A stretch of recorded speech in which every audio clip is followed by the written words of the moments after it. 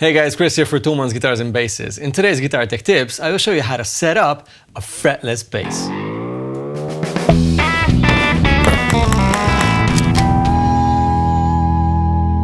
In this series, I want to show you how to fix the most common issues and how to set up your guitars and basses without too many special tools. Fretless basses sound and play different than fretted ones, but you set them up in a similar way. You don't have to worry about fret buzz, obviously, but you should go for a similar neck relief, knot height, and bridge setup. In case you enjoy Guitar Tech Tips, make sure to subscribe to the channel and ring the notification bell. This is a fast and compact setup guide. If you want to know more about the setup steps in this video and much more, check out the Guitar Tech Tips playlist on the channel. You'll find the link in the description below.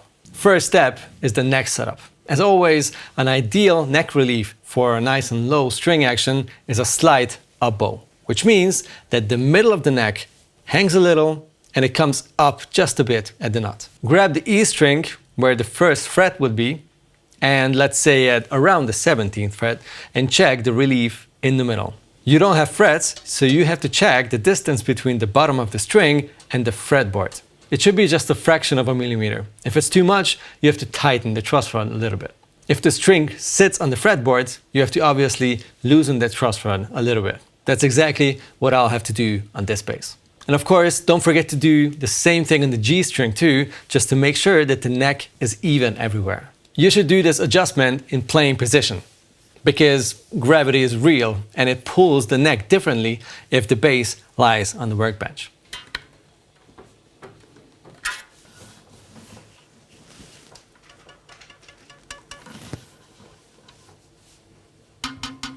Second step is checking the knot. You have to do the same thing as if the bass had frets, just without the frets. Push down a string at the second fret line and check how much space there is between the bottom of the string and the first fret line. There should be a little space between the fingerboard and the string, but not a lot. 0.5 millimeter is already on the higher side, and this bass has 0.4 millimeter, which I'm totally fine with. If you need to lower a knot slot for a string, you will need fitting gauge knot files per string. We have a full episode on that subject, make sure to check it out, the link is going to be in the description box. Number 3, the bridge saddles. Now that the neck and knot are fine, we can adjust the bridge saddles to set up the string height. You can start with the outer 2 strings. Go as low or high as you like, and of course pay attention to unwanted noise and to the loss of sustain. If you go too low with the strings, they cannot ring out properly. If you hear anything annoying, just go a little back up until it sounds right again. That's going to be the lowest string action you can set up without a buzz on your bass. If you're done with the outer strings, that's the E and the G on this bass, you have to adjust the middle ones. You can use a radius gauge for that. First, find the radius that matches the fingerboard and then put it on top of the strings at the bridge and adjust the middle strings until they all touch the gauge. If you don't have a radius gauge, you can try to eyeball it and fine-tune the string height after you play the bass. This is probably not as accurate as when using a gauge, but it's relatively simple. If it feels and plays perfect, it is perfect. Number 4, intonation. This is a little tricky because we don't have frets for exact measurements. Choose a string, play the 12th harmonic and tune it. Now aim for the 12th fret line with your finger and try to be very accurate. If the note is now flat, the saddle has to come closer to the neck. And if it's sharp, the saddle has to go further to the back.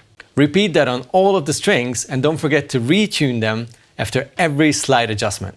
Number 5, pickup height. You have a lot of freedom here. Different pickup heights will give you a different tone and only you can tell how you like it best.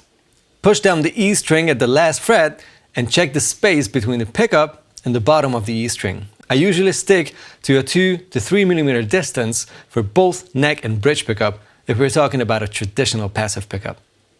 Depending on the output of more modern pickups, humbuckers, higher output pickups, active pickups, you might want to go a little further than that. And now, it's time for a test ride.